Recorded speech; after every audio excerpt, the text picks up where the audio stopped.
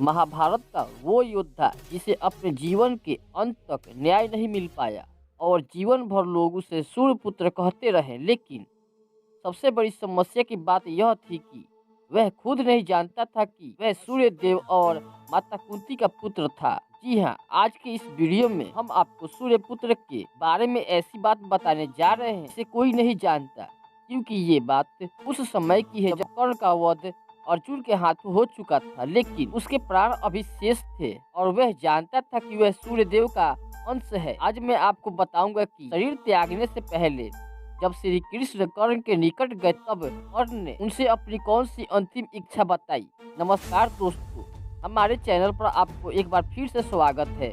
महाभारत में वर्णित कथा के अनुसार युद्ध के 17वें दिन जब कर्ण और अर्जुन कुरुक्षेत्र के मैदान में युद्ध करने आए, दोनों में बहुत ही भीषण संग्राम युद्ध हुआ जो काफी देर तक बिना किसी परिणाम के चलता रहा। ये देख भगवान श्री कृष्ण चिंतित हो गए और वे मन ही मन सोचने लगे कि अगर आज सूर्यास्त से पहले कर्ण नहीं मारा गया तो पांडवों के लिए यह युद्ध जीतना असंभव हो जाएगा। फिर उन्हें एक उपाय सूझा और वे कुरुक्षेत्र मैदान से अर्जुन को दूर ले जाने लगे। यह देख पहले तो अर्जुन ने ही कृष्ण से पूछा कि हे वासुदेव, आप मुझे बीच युद्ध से कहाँ लेकर जा रहे हैं? पीठ दिखाना तो कायरों का कर्म है।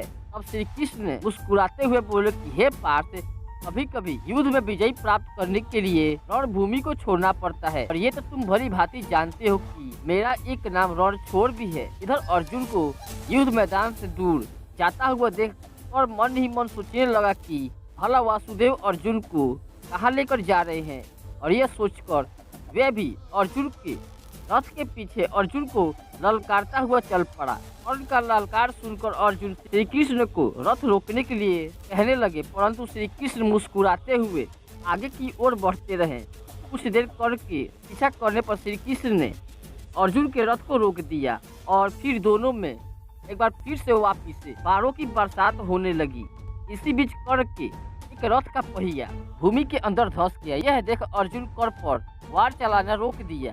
तब श्री कृष्ण अर्जुन से बोले, तुमने वार चलाना क्यों रोक दिया? अब अर्जुन ने कहा कि हे वासुदेव, क्या आप देख नहीं रहे हैं कर्ण का रथ का एक पहिया जमीन के अंदर धंस गया है। अब श्री कृष्ण अर्जुन से बोले, कर्ण एक महारथी योद्धा है और वे चाहे तो अपना रथ बदल सकता है। इतने में ही उधर से कर्ण बोले, अर्जुन, मेरे रथ का पहिया धरती के अंदर धंस गया है और मैं उससे निकालने के लिए रथ से नीचे उतर रहा हूँ, अभी बार मत चलाना।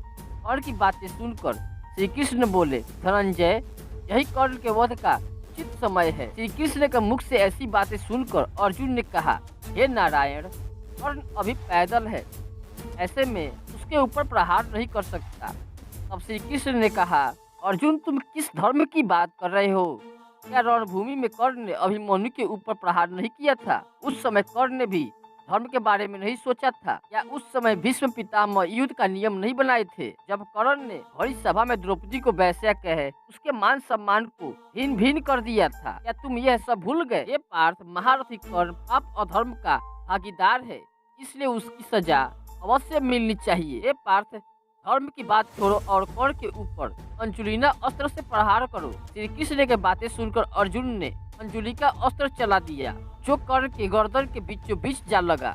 परिणाम स्वरूप उस अस्त्र के प्रहार से कर्ण मृत्यु के निकट पहुंच गया था, जिसके बाद श्री कृष्ण के मन में कर्ण की दानवीरता की परीक्षा लेने की विचार आया और वे एक ब्राह्मण का रूप धारण कर कर्ण के निकट पहुंच गए और उनसे पूछने लगे कि हे अंगराज, मैंने आपकी दानवीरता के बारे में बहुत गुणगान सुना है। मैं आपसे एक उपहार की अपेक्षा करता हूँ, कृपया मेरी सहायता करें ताकि मेरी पुत्री का विवाह हो सके और मैं अपनी पुत्री को स्वर्ग देने में असमर्थ हूँ। कृपया मेरी दुविधा का निवारण करें।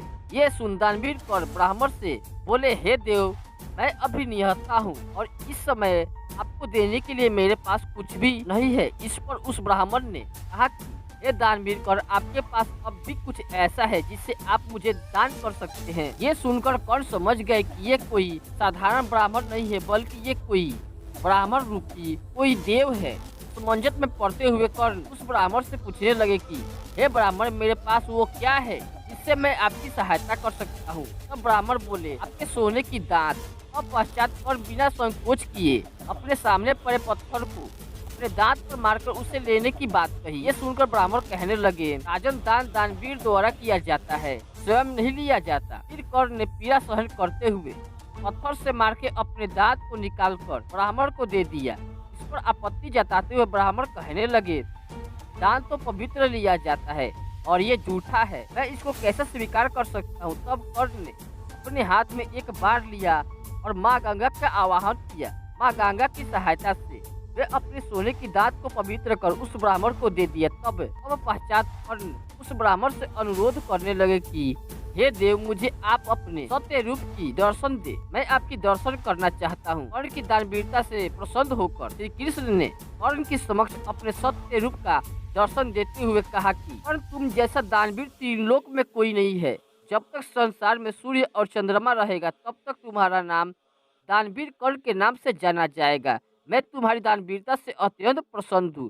तुम मुझसे जो चाहो मांग सकते हो। तब इस पर कर्ण ने कहा, प्रभु, मैं अपने अगले जन्म में आपके राज्य में जन्म लेना चाहता हूँ और दूसरा मेरा जन्म एक कुंवारी माता द्वारा हुआ था, इसलिए मेरी इच्छा है कि मेरी अंतिम संस्कार भी एक कुंवारी भूमि अर्थात एक ऐसी भूमि जहाँ पर आज तक कोई अधर्म ना हुआ हो। इतना कहकर कर्ण ने अपनी प्राण त्याग दिए। तब पश्चात श्री कृष्ण और सारे पांडव इस विचार में पड़ गए कि उन्हें आखिरकार कुंवारी भूमि कहाँ मिलेगा। पूरी पृथ्वी खोजने के बाद भी जब श्री कृष्ण को ऐसा एक भूमि का टुकड़ा भी नहीं मिला, तब श्री कृष्ण ने कर्ण के मृत शरीर को कर्ण के शरीर का अंतिम संस्कार अपने हाथों में करने का फैसला किया। दोस्तों, उम्मीद करता हूँ कि कर्ण से जुड़ी यह बात आपको पसंद आई होगी। अगर वीडियो पसंद आई हो तो वीडियो को लाइक करें, चैनल को सब्सक्राइब करें, कमेंट सेक्शन में जय श्री कृष्ण जरूर लिखें।